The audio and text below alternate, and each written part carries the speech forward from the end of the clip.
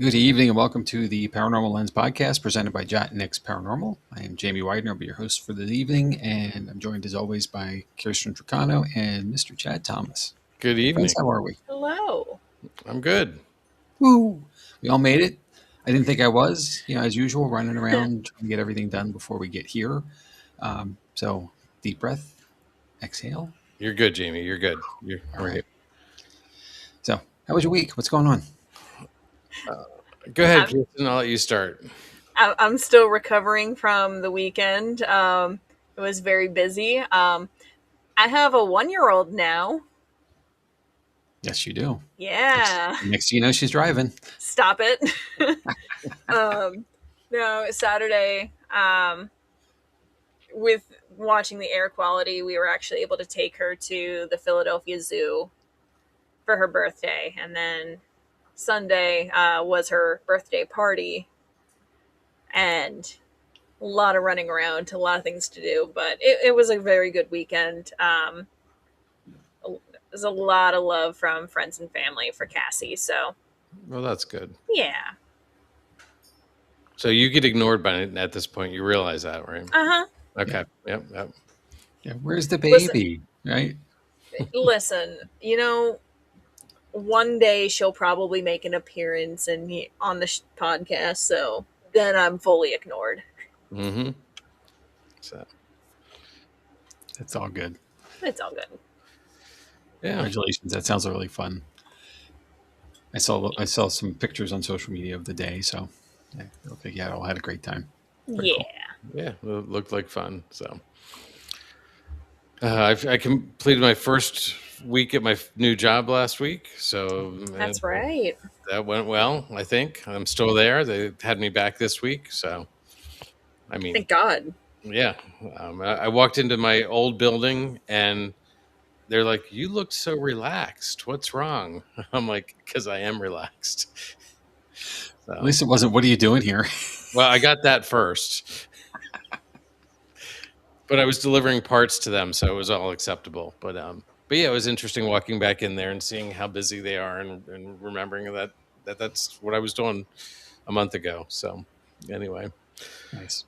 But then this weekend I did have an interesting experience. I went through I went and saw my friend who lives in Delaware, 2.5-hour drive, and had a past life regression. So more to come on that in the future, but it was definitely interesting. I don't know if a lot of people know this or not, but I'm not a visual person. Like when I imagine things, I don't see, like if you say imagine an apple, I don't see an apple in my head. I hear that, like I have the dialogue, but I don't see that. So doing things like a past life regression becomes interesting because I don't see images like most people do.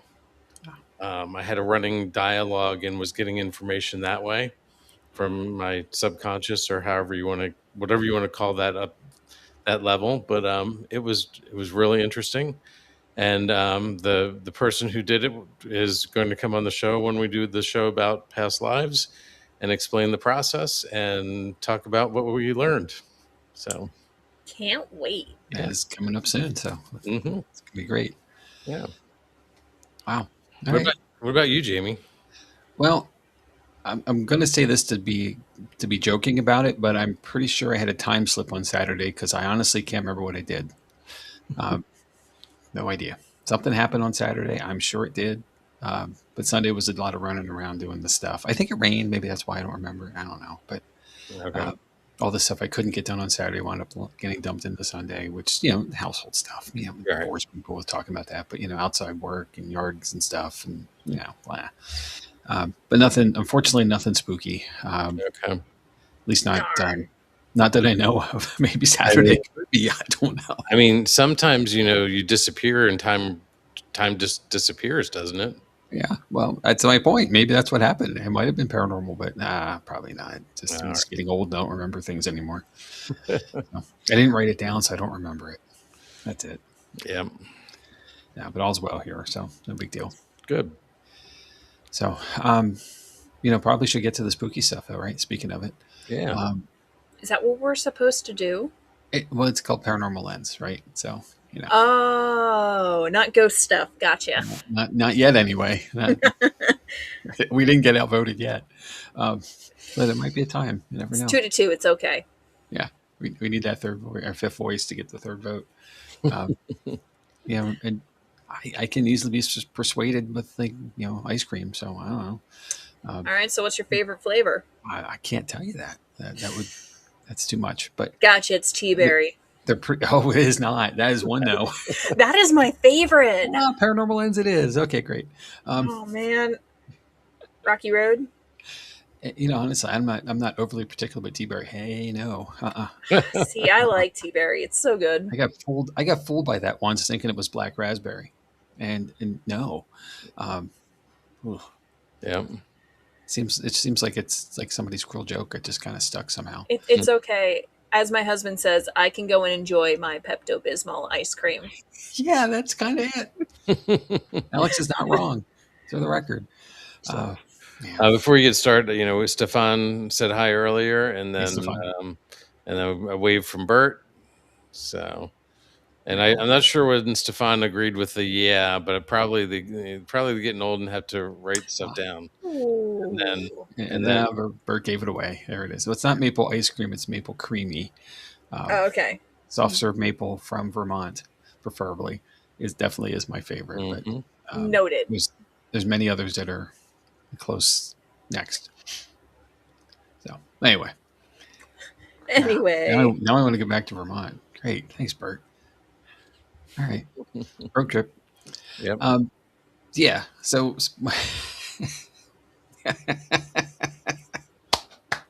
I love this comment. Jamie is from Heather. Jamie, the same thing happened to me.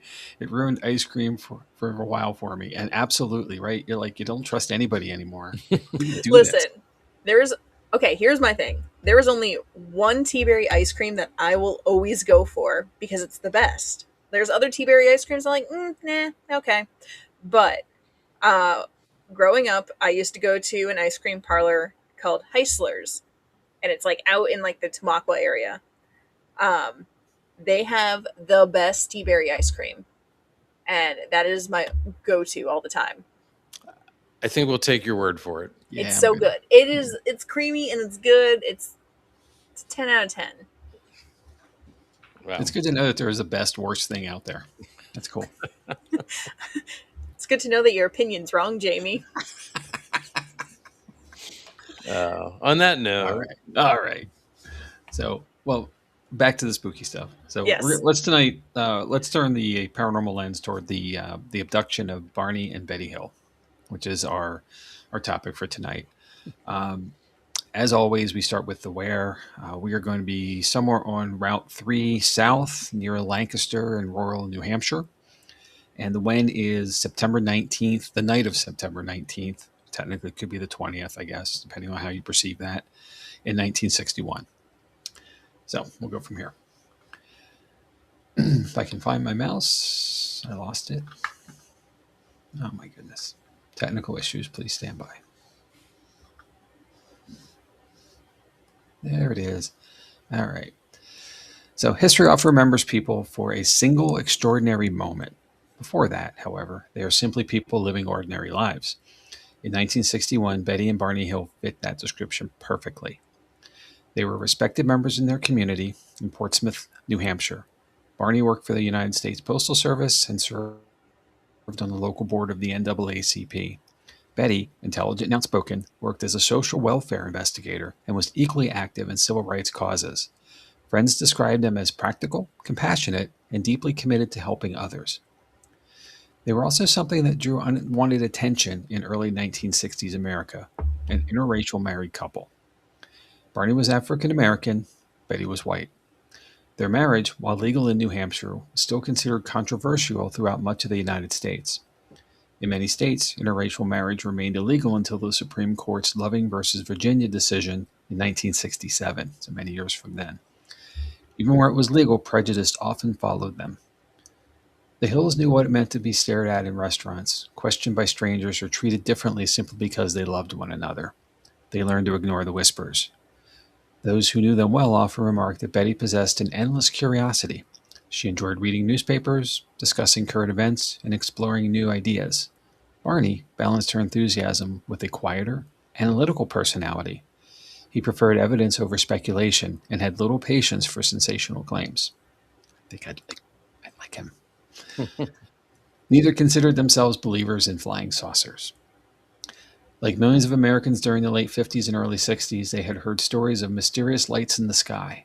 Newspapers occasionally reported sightings. Television programs debated whether extraterrestrial visitors could exist. The Cold War had filled American skies with secret military aircraft, experimental balloons, and growing public anxiety. Most unusual lights eventually found ordinary explanations. The Hills expected nothing different. So on September 19th, 1961, had offered them a welcome escape. The couple had spent several days traveling through Canada, visiting Niagara Falls and Montreal before beginning the drive back to New Hampshire.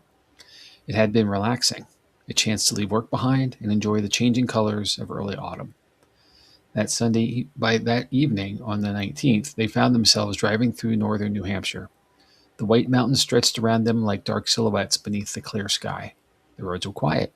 Few cars traveled that late at night, and Barney enjoyed driving after sunset. Without city lights, thousands of stars filled the heavens.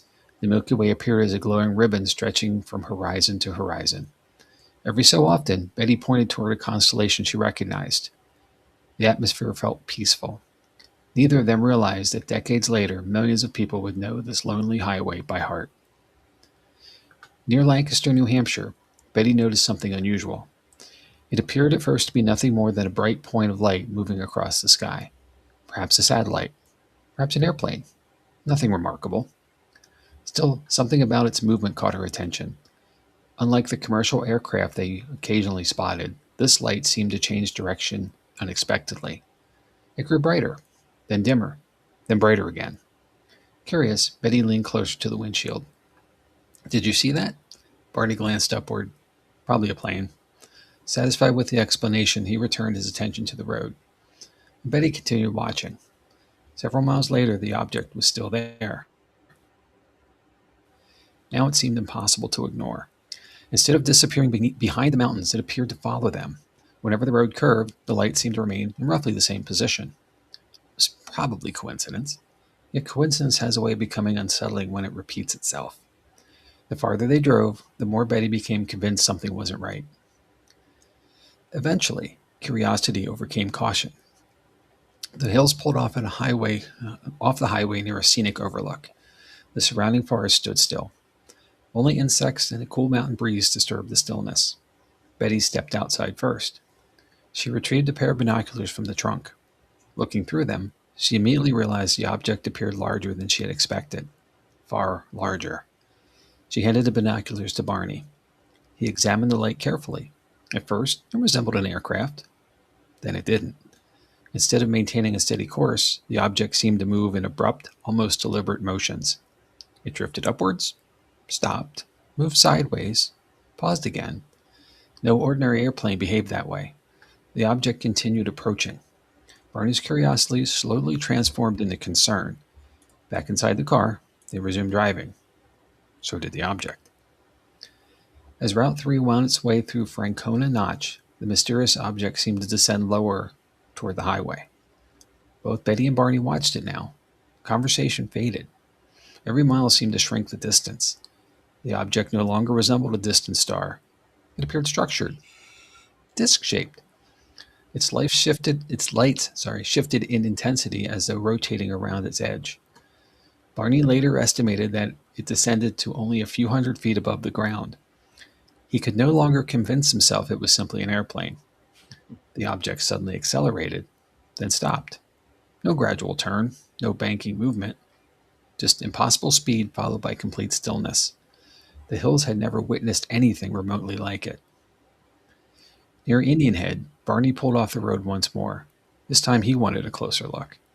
Leaving the engine running, he stepped into the darkness carrying the binoculars. The forest around him was unnervingly quiet. He crossed toward the open field. The object appeared larger with every step, much larger. It drifted silently overhead. Later, Barney would estimate it measured somewhere between 60 and 100 feet across. Its metallic surface reflected moonlight. Rows of illuminated windows circled the craft. Then something happened that would haunt him for the rest of his life. Looking through the binoculars, Barney believed he could see figures inside. Humanoid figures. Moving. Watching him. One figure seemed to step forward. The being appeared to stare directly into his eyes. In that instant, Barney felt overwhelmed by a single terrifying certainty. Whatever this object was, it knew they were there. Fear replaced curiosity. Barney lowered the binoculars and ran to the car. "They're going to capture us," he shouted. Betty looked at him in disbelief. Before she could ask another question, Barney started the engine and accelerated down the highway.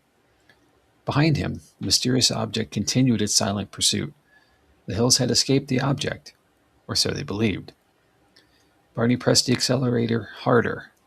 The winding road through the White Mountains disappeared beneath the headlights of their Chevrolet as it sped south. His heart pounded so loudly he barely heard Benny calling his name. "What did you see?" He didn't answer immediately. His eyes remained fixed on the rearview mirror. The object was still there. It moved effortlessly above the trees, matching their speed without any visible means of propulsion. There was no roar of engines, no flashing navigation lights like those of an airplane, only a steady glow suspended against the black sky. Then it darted forward. Within seconds, it was directly above the car. A sharp, buzzing sound suddenly filled the air. It was like anything either of them had heard before. The noise seemed to come from everywhere at once, vibrating through the roof, the windows, and even the steering wheel. The entire vehicle trembled. Almost instinctively, Barney slammed on the brakes. Silence. The buzzing stopped as suddenly as it had begun. Both of them blinked. For a brief moment, neither spoke. Betty looked around in confusion. "Did you hear that?" Before Barney could answer, the strange sound came back. Louder. Longer. The vibration seemed to pass directly through them. Then, nothing. The next clear memory either of them had was driving many miles further south. The mysterious object was gone. The road looked unfamiliar. Neither could explain how they had reached that point. Barney glanced at the dashboard clock. Something didn't make sense. Far more time had passed than the drive should have taken. Nearly 2 hours had vanished. They tried reconstructing the journey. Had they stopped somewhere? Perhaps fallen asleep? Maybe taken a wrong turn? Nothing fit. The missing time sat between their memories like a blank page torn from a book. Neither wanted to admit how unsettling the realization felt. Instead, they focused on reaching home. The drive continued in uneasy silence. By the time the Hills pulled into their driveway in Portsmouth, exhaustion had replaced fear. Yet as they unpacked the car, they began noticing small details that refused to make sense. Barney's best dress shoes, shoes he had worn only for the trip, were badly scuffed. The leather looked scraped as though he had walked over rough stone or gravel. He couldn't remember doing anything that might have caused the damage. His binocular strap was torn. Betty's favorite blue dress was also changed. At first she assumed it simply wrinkled during the long drive, but then she examined it more closely. She noticed several tears along the zipper and hem. The fabric was stained with a pinkish powder. Weeks later, after washing the dress several times, the stains remained. Then there was the trunk of the car. Barney noticed several shiny circular spots on the metal surface. Each circle measured only a few inches across. The marks hadn't been there before the trip. Curious, Betty held a compass near one of the circles. The needle spun wildly. Then she moved the compass away, and it pointed north again. She repeated the experiment. The same thing happened. The circles appeared to affect the compass in ways neither of them understood, and for this they had no explanation. So life returned to normal, for at least a while. They went back to work, visited friends, they attended meetings, they smiled politely whenever someone asked about their vacation, but beneath the surface something had changed. Within days, Betty began having vivid dreams. Unlike ordinary dreams, these felt extraordinarily detailed. She awoke remembering conversations, faces, rooms, and sensation with startling clarity. In the dreams, she and Barney were stopped by small humanoid beings. The figures escorted them aboard a strange craft. There, the couple was separated. Medical examinations followed. Needles, bright lights, unfamiliar instruments. Betty remembers one figure speaking calmly, almost reassuringly, while others observed silently. One being showed her a map filled with stars connected by lines. She had asked where they came from. The being smiled. You wouldn't know. Each morning she wrote every detail in a notebook before the memories faded. The dreams disturbed her, but she did not immediately believe they were literal memories. Instead, she wondered whether they were her mind's attempt to explain the frightening events on the highway. If Betty wanted answers, Barney wanted only to forget. He rarely discussed the encounter. Whenever Betty mentioned the strange object, he changed the subject. Friends noticed he seemed unusually tense. His cheerful personality faded. He complained of headaches. He slept poorly. Sometimes he woke in the middle of the night, drenched in sweat. The images of the figures watching him through the craft's windows returned again and again. He began checking the locks in the house before bed, then checked them a second time. Occasionally, Betty caught him staring silently through the living room window into the darkness. What are you looking for? He never had an answer. Betty's curiosity eventually overcame her hesitation. She contacted nearby military officials to report the unusual object they had seen. She also reached out to civilian UFO organizations, hoping someone else might have witnessed the strange craft over New Hampshire that night. Investigators interviewed the couple. Most listened politely. Some remained skeptical. Others believed the Hills had experienced something genuinely unusual, even if they couldn't identify it. The reports brought more questions than answers. As months passed, the emotional toll grew heavier. Barney's anxiety worsened, and his health continued to decline. He suffered from high blood pressure, recurring stomach pain, and nightmares that left him exhausted. Betty still wondered about the 2 missing hours and the dreams she had carefully recorded in her notebook. Doctors struggled to explain his stress. By the winter of 1963, more than 2 years had passed since the strange drive through New Hampshire. Time had softened some memories, but had not eased the anxiety. Finally, the couple sought help from Boston psychiatrist Dr. Benjamin Simon. Simon was no believer in extraterrestrials. During World War II, he had treated soldiers suffering from severe combat trauma and believed many frightening experiences could become buried within the subconscious. His goal wasn't to prove alien visitation. It was to determine why Betty and Barney remained haunted by that September night. Dr. Simon approached the case with caution. His goal was simple: to help his patients, nothing more. He proposed using hypnosis. The sessions would take place separately. Neither spouse would hear the other's recollections until much later. It was an unusual approach, but Simon hoped it would reveal whether hidden memories, dreams, or psychological trauma lay behind the mystery. If their stories matched, Simon believed it would be significant. If they differed, he might suggest that imagination had filled in the missing pieces. Neither Betty nor Barney could have imagined where these sessions would lead. When Barney relaxed under hypnosis, the memories, or what felt like memories, returned with startling emotion. His voice trembled. His breathing became rapid. More than once, Simon had to calm him before continuing.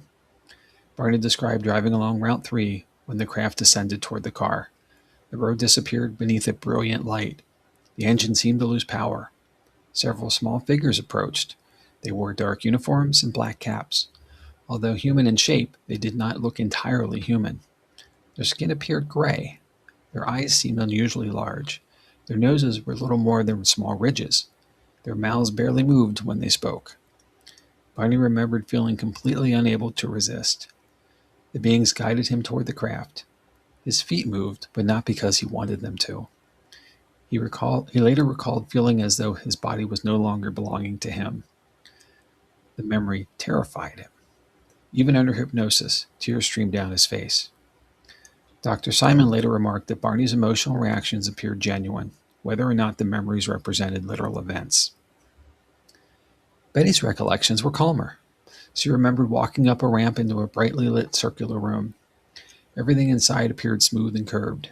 There were no sharp corners. The walls seemed almost seamless. Several small beings greeted her. Unlike Barney, she recalled speaking with one individual who she later referred to as their leader. The examination began. She lay on a table while beings carefully observed her. They examined her ears, her mouth, her eyes, her hands. Then one being produced a long needle. Betty panicked. The needle was inserted into her abdomen. She cried out in pain. Seeing her distress, the leader passed his hand across her forehead. Almost instantly, the pain disappeared. Years later, some researchers would compare this account to modern amniocentesis, a prenatal procedure that was virtually unknown to the public in 1961. Whether coincidence or something more remained impossible to determine. Before leaving the craft, Betty asked countless questions. Who were they? Where had they come from? Why had they chosen her and Barney? The leader answered only some of them. Others were met with silence. Then came the detail that would fascinate investigators for decades. The leader showed Betty a three-dimensional map. It appeared suspended in space. Bright stars connected by lines. Some lines were thicker than others. Betty asked what the lines represented. Were they trade routes? Maybe travel paths? The leader smiled. Those are the places we go. After returning home, Betty attempted to recreate what she had seen. Her drawing was rough. Many considered it meaningless. Years later, though, an amateur astronomer named Marjorie Fish studied Betty's sketches for years.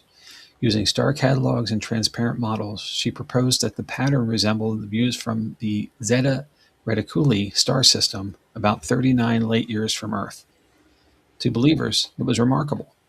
How could Betty have drawn such a map years before detailed three-dimensional stellar data became widely available? To skeptics, the match depended heavily on interpretation. Other astronomers argued that many different star patterns could be made to resemble Betty's drawing if viewed from enough angles. And that debate continues today.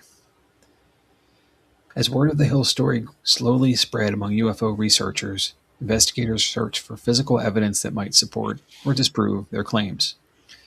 The mysterious circles on the trunk of the Chevrolet attracted attention. The torn dress was examined. So were Barney's damaged shoes. The compass reaction Betty had observed intrigued some investigators, though repeated tests produced inconclusive results.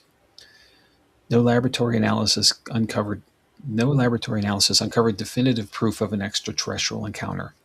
Yet no ordinary explanation accounted for every detail either. Meanwhile, the Hill's descriptions of the beings remained strikingly consistent over time. Large wraparound eyes, small noses, thin mouths, hairless heads. At the time, these features differed from the spacemen commonly portrayed in the 1950s science fiction, who were often depicted as ordinary-looking humans in shiny suits. It's long before CGI, right?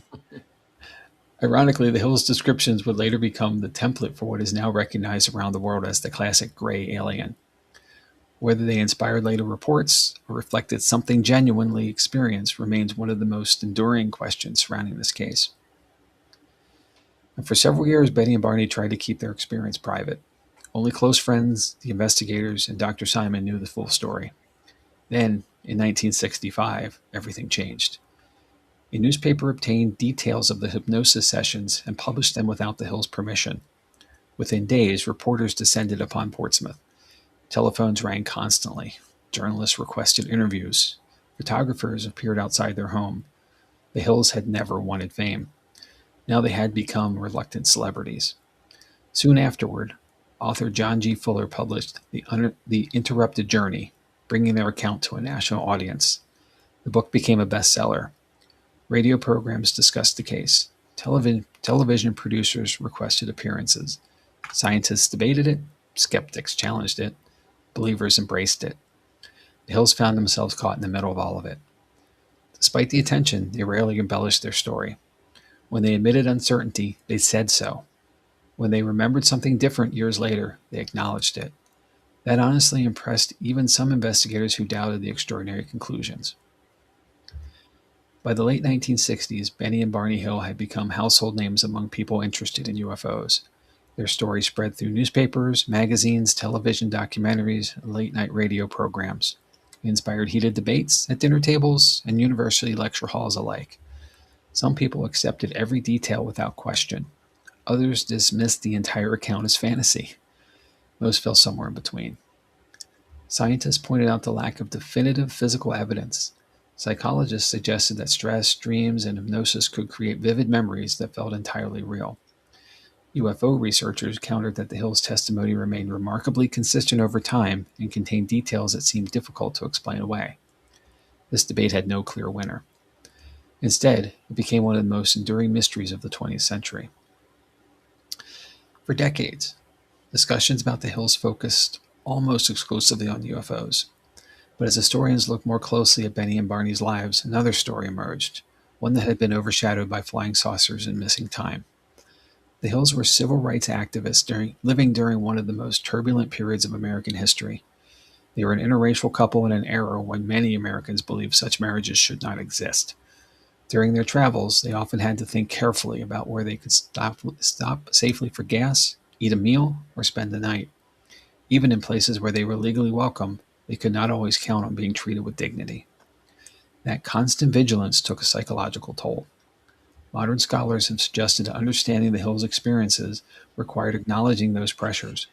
Whether or not an extraordinary event occurred in the White Mountains, Betty and Barney were already navigating a world filled with uncertainty, discrimination, and fear. Their story is therefore not just about the possibility of visitors from another world, it's also about life in America during the Civil Rights Movement. The two narratives cannot easily be separated. Now, more than 60 years after that September night, investigators still revisit this evidence. The damaged shoes, the torn dress, the compass corrections, missing time, the hypnosis sessions, the star map, and each clue has inspired countless theories. Some researchers believe the Hills encountered an advanced military aircraft operating in secret. Others argue that fatigue, stress, and expectation combined to create false memories reinforced during hypnosis. Still others maintain that the Hills experienced the first well-documented alien abduction in modern history. None of these explanations answer every question. If the experience was psychological, why did certain details remain so consistent over decades? If it was extraterrestrial, why was no conclusive physical proof? Every proposed solution leaves loose ends. Perhaps that is why the case continues to fascinate investigators. It resists simple conclusions. But whether true or mistaken, or somewhere in between, the Hills account changed the way people described encounters with the unknown. Before 1961, reports of strange lights in the sky often focused on mysterious aircraft. After the Hills story became public, reports increasingly included missing time, medical examinations, small gray beings with large eyes, communication through thought rather than speech, brightly lit circular craft, and feelings of paralysis or helplessness. Today, these details are familiar to almost anyone who has heard of alien abductions. Many researchers believe later witnesses were influenced by the Hills' widely publicized case. Others argue that similarities suggest people around the world experience the same phenomenon independently. Either way, Betty and Barney established the blueprint that countless later encounters would follow. Despite worldwide attention, Betty and Barney remained remarkably grounded. Neither sought wealth from their experience. Neither claimed to possess secret knowledge about extraterrestrial civilizations. When asked difficult questions, they answered honestly, even when the answer was, "I don't know." Barney continued working for the Postal Service while remaining active in civil causes, while his health declined, forcing him to slow down. Sadly, he passed away in 1969 at only 46 years old from complications related to a cerebral hemorrhage. Those who knew him remembered a thoughtful, compassionate man whose life became forever linked to a mystery he never asked to experience. Betty lived for another 39 years. Rather than retreating from public life, she became one of the best-known lecturers on the UFO community. She spoke not as someone claiming to have all the answers, but as someone trying to understand an event that had changed her life forever. She passed in 2004. Neither Betty nor Barney ever changed the central facts of what they believe had happened the night in New Hampshire. On clear autumn evenings in New Hampshire, Route 3 still winds through the White Mountains much as it did in 1961. The forests remain quiet. The stars still fill the sky. Travelers pass through without giving much thought to the lonely stretch of highway where one ordinary couple had an extraordinary event. Perhaps nothing unusual happened there. Perhaps everything did. No investigation has settled the question. The mystery survives because it lives in the space between certainty and possibility. For believers, Betty and Barney Hill opened humanity's eyes to the idea that we may not be alone in the universe. For skeptics, They serve as a powerful reminder of how memory, trauma, and the human mind can shape our understanding of extraordinary events. For historians, they represent something equally important: the courageous interracial couple whose lives reflected both the promise and struggles of America during the Civil Rights era. And for storytellers, there remains one of the most compelling mysteries ever told. On one quiet September night, two ordinary people drove home beneath a sky filled with stars. When they arrived, they carried with them a story that would challenge scientists, inspire generations of researchers, and forever alter the world's imagination. Whether the truth lies in the heavens, in the depths of the human mind, or somewhere in between, Betty and Barney Hill left us with a question that still echoes across the decades. What really happened on that lonely road through the White Mountains? To close, history is filled with mysteries that may never be solved. The Betty and Barney Hill case endures because it resists easy explanations. It is at once a deeply personal story of two thoughtful people, a landmark in UFO folklore, a reflection of Cold War America, and an often overlooked chapter in the history of the civil rights movement. Their experience has inspired books, documentaries, scientific inquiry, psychological debate, and countless investigations. Yet, despite decades of scrutiny, no single explanation has satisfied everyone. Perhaps that is the true legacy of Betty and Barney Hill. They remind us that curiosity is one of humanity's defining traits. We look toward the stars because we want to understand our place in the universe.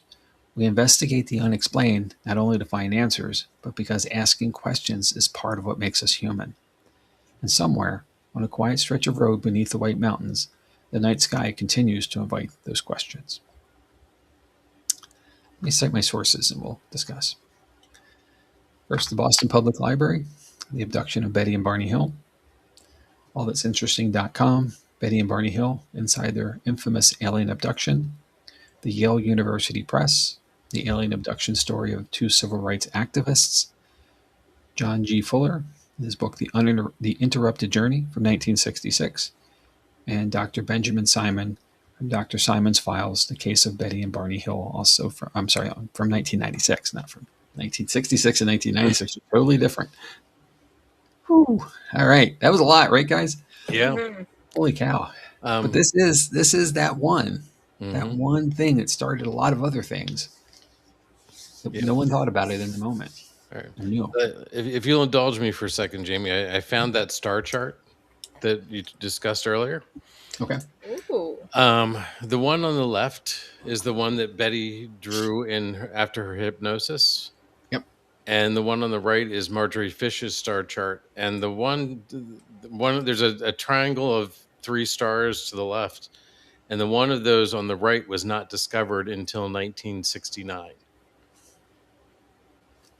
So she drew a star map with a star that we didn't know existed. Well, it existed, but we couldn't see. Right. We didn't know it was there. Yep. So, I mean, I think that's pretty interesting. And it's pretty close to the fish star chart. Yeah, it is. I've seen this as well. It is really cool. The things, the details that they share, and a lot of the details came from being under hypnosis, not from direct recollection. At least what they because time went by, 2 years almost, well, 2 full years actually went by between the event and before this therapy session started with Dr. Simon. Mm-hmm. So a lot of things memories fade, things change. I think Betty's best asset to this whole thing was her notebook, first of all.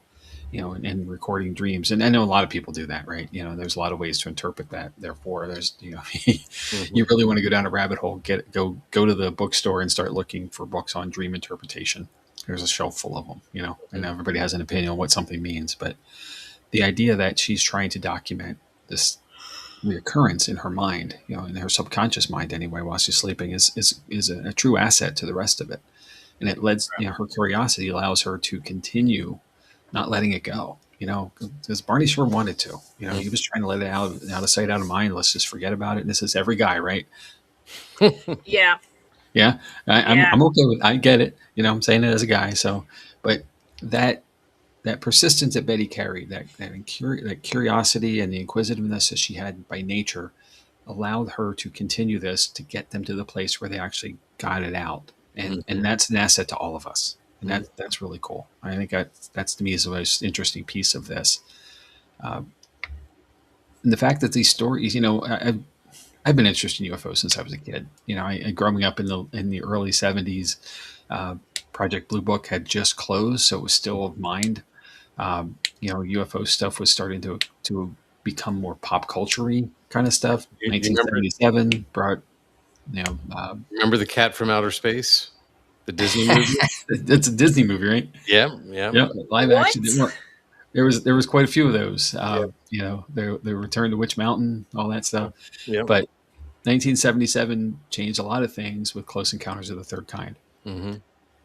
And I've learned through this what the other two that there's two before I've third. The third kind. The first kind is you see something strange happens. The second time is there's some kind of residual effort left behind. Something like proof of a landing, maybe indented ground, perhaps, or charred ground.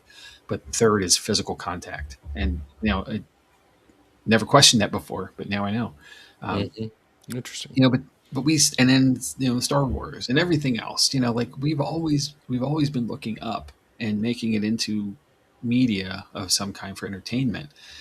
But this was real, and this I honestly I think something happened out there. I can't prove that it was an abduction, and certainly many can't because of it. But if you're a believer, why not? It's possible. Yeah. Well, and again, I think this is the first good documented case. I don't think it's the first case at all. I think we go way back in history. Agreed. The technology that we had that we've forgotten and have, I think it goes way back. But this is a really cool story. I did find out something when I looked this up to find this picture. I found an article in the province from where was it? Vancouver, British Columbia. And Betty was more apt to believe this because her sister had an encounter that she reported. Ooh. Which her husband was like saying, "Oh, no, it's an airplane, it's a helicopter." But Betty's sister had an encounter that she had reported. So maybe it's a family thing. Could be. And did you know they had a dachshund with them, Jamie, in the car? They did. Wait, the dog was in the car. Dog was in the car. So maybe the dog was an alien.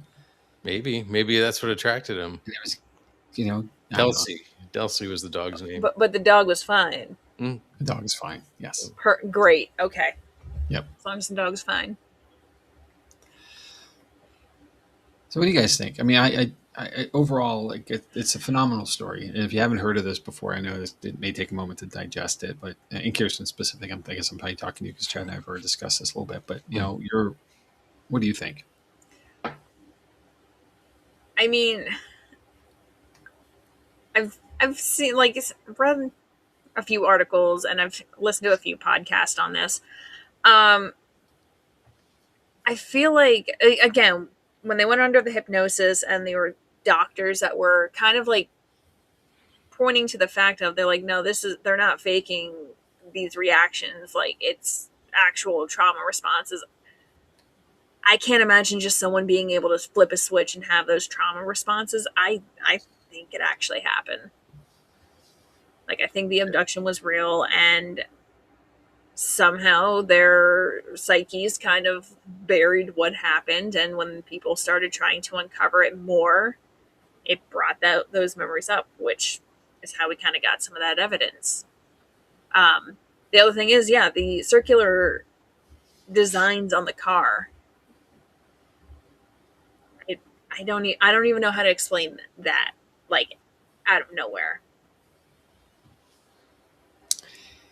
Yeah, and it really isn't explained very well. Like, as far as is it residual energy from the craft being in proximity? Why was it only on the trunk? That makes you kind of think the trunk got open somehow. What comes to my mind is that's how they not attached, but that's how they connect with the car and Okay. So that there was contact between the car and the craft. Sure. So, well, there's reference that the car lost power. Right. Appeared to lose power. So that's certainly possible. So was it? And what was it? Her dress had like a pink powder on it. Yes. Yeah. I mean, I feel like I'm too young to know what the science was in the 60s, but I feel like they had a way to try and test to see what it was. Hey, just for the record, I am too. Okay, Yeah, me too. Yeah. hold on a second. Just throwing a jab at you too. So Heather said that I've heard the story before, but never heard the dog was in the car. Yeah, I never knew that actually. It was a family trip, right? Mm-hmm. And then the dog goes with. This was a time, and New England is very pet friendly. Man, where was the dog whisperer? Could have been like, this is what the dog saw. Yeah. Did anybody try to talk to the dog? Right. No. Right. No. Another thing that I see in this article is apparently Barney had dentures, and they really surprised the examiners. Yeah. So it's fun little things like that. And it's this article says that he had tears in his eyes when he was under hypnosis. Yeah. So I think that's really that's a sub-level reaction to something that happened. So I think it's really I think there's no question that this happened in my mind. Yeah, and Dr. Simon really can't disprove that. And that's kind of part of the process. It was really, if there are inconsistencies or if there are gaps in, the whole, what's the word I want to use? Not inconclusive, but inconsistent reporting. Because they did this over a long time. It wasn't a session. This was many over months. So the idea that there are control questions that are asked, and that coming back to those. And if the answers remain the same, then the standard is set, and that part never changed, and that led him to believe it was a real true event of some kind anyway. And obviously, he can't get to the details because it's their memory, but it gave him no reason to believe it was not true. That to me is the amazing part, and the consistencies of their explanations through the years. They didn't change anything. People tend to embellish. We tend to be the heroes of our own stories, and I've said that here so many times before, I guess. But so the stories are, and we play to the audience that we're speaking to. They didn't change this, and they didn't need to because it was real. It was true. I agree with you, Chad. I think this happened. I really do. Yeah. I mean, my thought process is, there's so many galaxies out there that we don't even know how many there are. I fully am in the one of, I do not believe that we are the only intelligent living beings around. And who really knows? There's beings out there that are probably years in advance of where we are at currently. Like some of them could be coming here and going, oh, look, this is like cavemen. Like, sure. So some would say they're already here. Yeah, I mean, some of the stuff that I've read is they're among us, and we just don't know it because they don't want us to know it. I mean, the amount of like fighter pilots that will have like accounts of like, I saw something up in the sky, but I was told by the government to not say anything. Well, it's not just that. It's commercial pilots as well. Yeah. I'll go back indulge me here. I'm going to go back to the Alaska Triangle episode, but one of the pieces of it was that a Japanese airliner, a commercial flight that was bringing cargo over, when they were over eastern Alaska, they believed they were followed by up to 3 different unique unidentified flying objects. One of them created a blinding bright white light and then created a heat that they felt in the cockpit. Ooh. And then those first 2 dissipated, and a third larger craft followed them for 50 minutes on their clock. And then it just simply went away. So, that was back in 1986. So, that's not that far ago. And it's certainly, they are credible. I would say, anybody who makes it into a commercial pilot seat should be a credible source if they say they saw something or experienced something. Yeah. And many of them were, this is the kind of the way it works. A lot of those folks were former military pilots who retired and moved on to another career path in the outside world. Here it is. Yes, Stefani said the prime directive. Yes, sir. live long and prosper. Um, and that's possibly it. I'll say something else to this. I'm interested in UFO stuff, and I Mhm. have been for a very long time. So I've done some reading, I've done some research, and I have some episodes teed up later this year. One I think we're going to love doing. Um, but one of the things that I always seem to see is that things come in waves, and like there's windows of time, like years, a year or two. There's couple cases where there's a summer. Like it seems like there's months just of activity all happening at once. Mm-hmm. And the theory behind that is, it takes time to get between places. So if you're going to go out, send a couple things out with you. Don't just go by yourself. Right. So it's a big planet, but we've had encounters, that people have documented all around the world, and no Mm-hmm. continent is safe from it. No place is safe from having some experience of some kind. And it's really comes to, and there have been a lot of organizations along the way that have been formed, that have brought together people of like interest to share experiences through. And well, actually, one of them was really interesting. A, um, a group was founded through the University of Colorado back in 1967 or 68, I forget which one, that was meant to really prove or disprove the presence of UFOs. And the director, a guy named Condon, really didn't believe, but he was a scientist, so he took it from a scientific approach. And they didn't interview people; they just kind of took things as face value. And their report came out in like '69 or so, and it really just poo-pooed the fact that UFOs exist at all. And that kind of became like accepted because science said so. And but not the experience of the people in the field, the individuals like you and I, or anybody going outside and like the hills, having something genuinely happen to them was discredited, and almost out of hand. And it was an interesting spin because there's a gap. And then the interesting part of that theory or that study was that it was funded by the Air Force. So cue the conspiracy theory, right? Mhm. Right away. And Project Blue Book was and we talked about a few other the earlier initiatives before Project Blue Book in a past episode as well. But the government's had their hand in a lot of this along the way. And I don't want to sound like one of those tin hat guys here, but Right. if they're saying no, they know more than we, and therefore maybe there is something true. I will always objectively listen to the experience of the person first, and not take the final thought from someone who's not been there as the fact. Hmm. And I think that's important for all of us. That's us as investigators in the paranormal world in general, right? Right. We're there. We're trying to understand. We're asking questions to understand things that are beyond us. And how do we figure it out? Well, we get there and we engage it. We talk to the people who experienced it. We try to go to the place where it happened.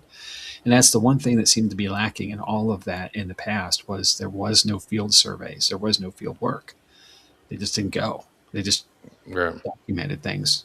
And it wasn't enough proof in the documentation because they didn't go to the field to get the evidence. Did you know that the United Nations has an Office for Outer Space Affairs? Far out, man. It's the front is definitely that it's to make sure that there's fair access to outer space for all the countries. But is there another part of that that's for communication with other things? Listen, You got there's to a wonder. reason why we have Space Force now. Hmm. So there's just so many interesting things that are tied to this. So I thought the Space Force was to combat Dr. Evil and his frickin' space lasers. Freaking space lasers. so All right, maybe not.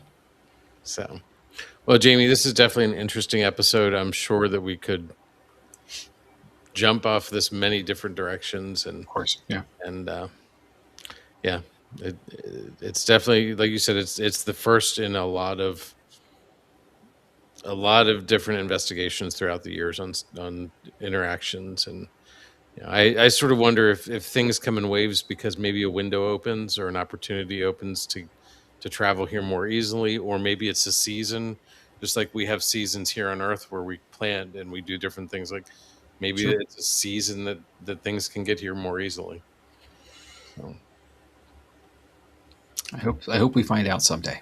hmm I really do. Until then, we got to keep looking up. Mm-hmm. Never stop looking up.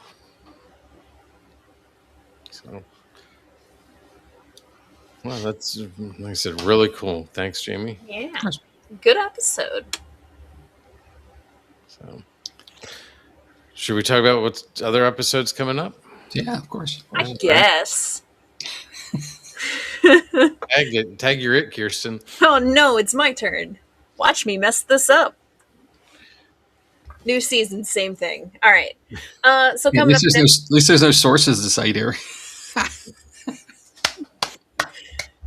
Jamie, I can't give you the hand gesture I want.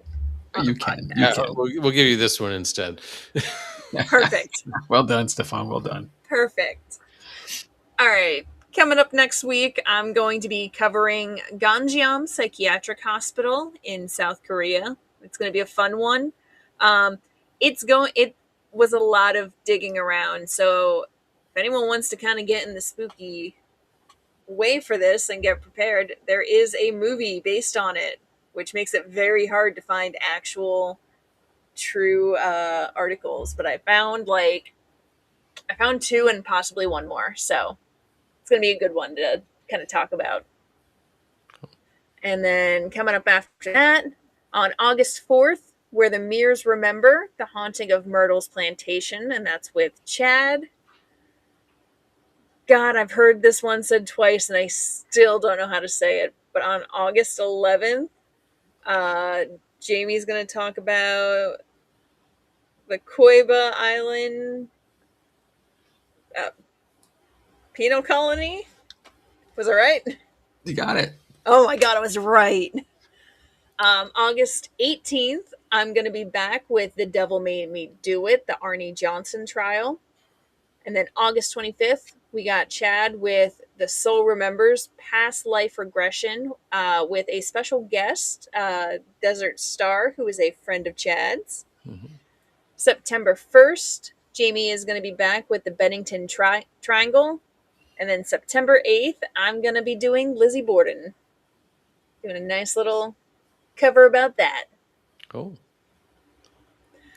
All right. And if you want to get in contact with us, there's a few ways that you can do that. The first one would be on www.jott-nyx or you can email us at info@paranormal-lens.com.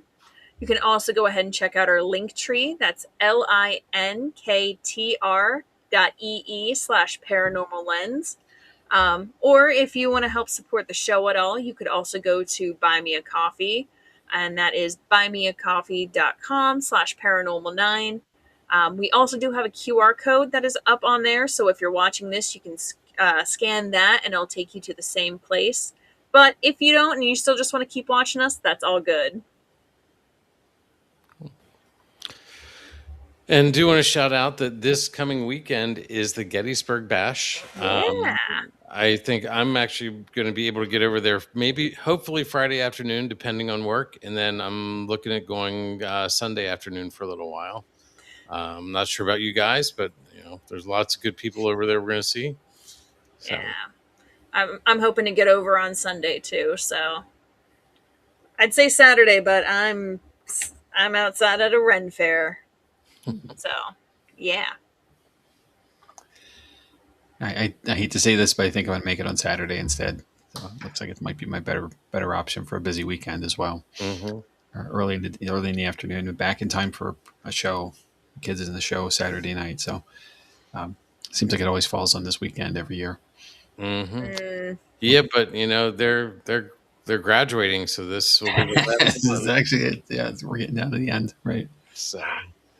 So, but yeah, and I saw that Hanover Tavern sent out some more information about upcoming things. It's one of our favorite places. So, if you get a chance, check out their stuff. We like to shout them out whenever we can. So, we're hoping to run into Steve this weekend. So, they can find him, right? He will disappear. He's like Jerry. Where's Steve? Yep. Where's Steve? So. He is a social butterfly that wings never stop. That's true. Good for him. Yeah. So, all right. Well, we've gone an hour exactly. So ready to wrap this up and okay. Yeah. So more than 60 years later, the Hill case still raises questions that neither science nor speculation has fully answered. Sometimes the greatest mysteries aren't the ones we've solved. They're the ones that keep us searching. So thank you for watching The Paranormal Lens. We hope you'll join us again next Tuesday for another live investigation. Until next time, stay alert, stay respectful, and stay curious. Good night, everybody.